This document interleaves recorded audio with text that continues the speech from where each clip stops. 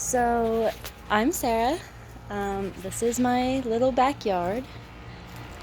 I live in northern Nevada, and this is my first year having a garden of my own.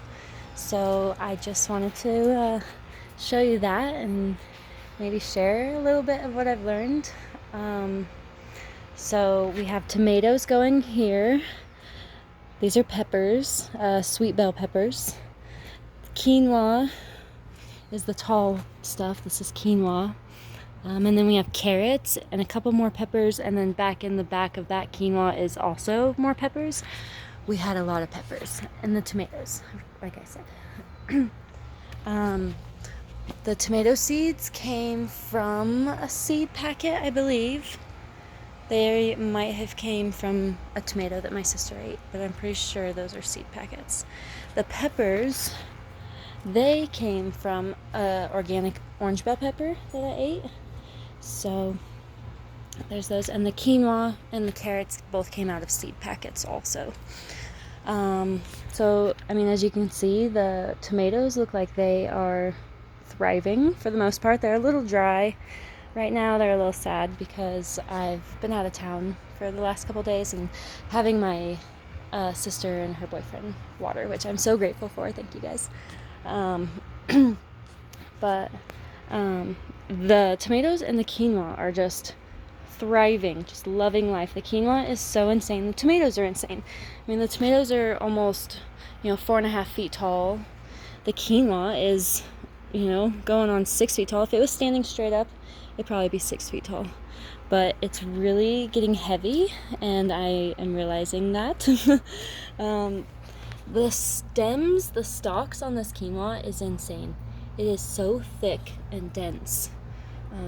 And some of them are really curly. I'm just getting my first pepper flower. We had so many peppers, and so we really crammed them into the garden. I know they probably say don't do that, but we did it. So, and then, so this is the quinoa on this side.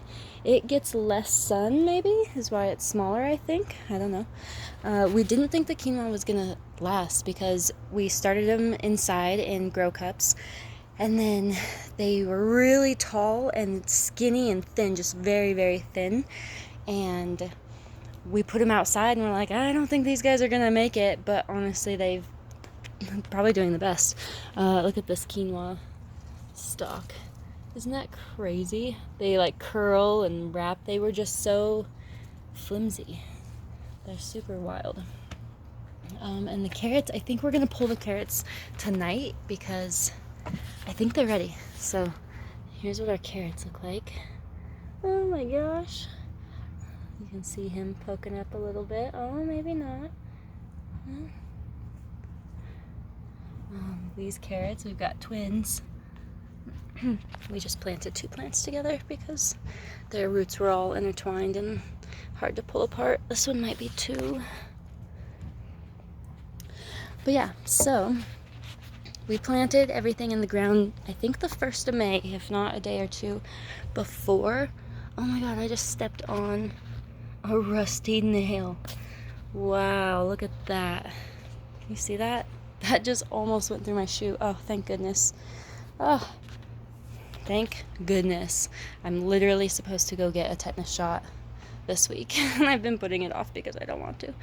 Wow, Lily, that could have been you.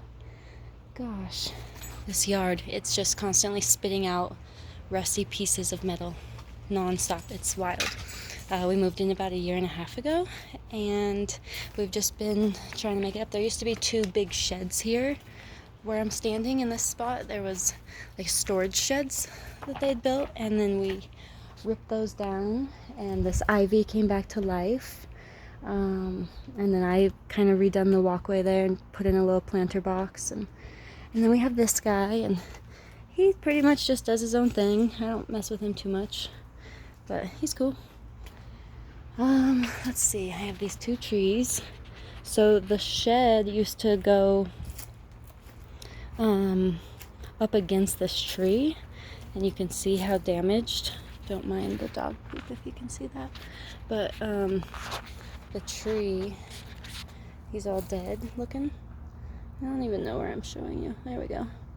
So yeah, the tree, he's hella nasty, but I feel like he was all like this last summer, or just really wet and gross, and this year he's hardened up. I think he's building like a new skin, is my thought. I don't know that. I'm not an arborist. And I have that big ass tree, and it's a little crabapple tree, so I haven't had too many falling yet, this little guy. And then I have this purple leaf plum tree, which is beautiful. In the spring, it has tiny little pink flowers. The entire tree's covered in it. And right now it's got plums, which feel like they're going bad. I should pluck those. Eat them. They're really, really sweet when they're very ripe. They are going bad. Wow.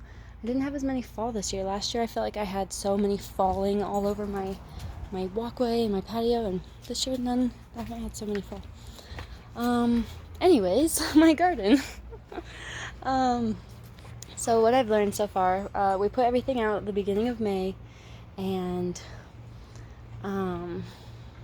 it is now the beginning of August. So May, June, July, they've been out here for about 90 days. Everything has been in the ground for 90 days, and then it was probably started 30 days before that, at least, probably.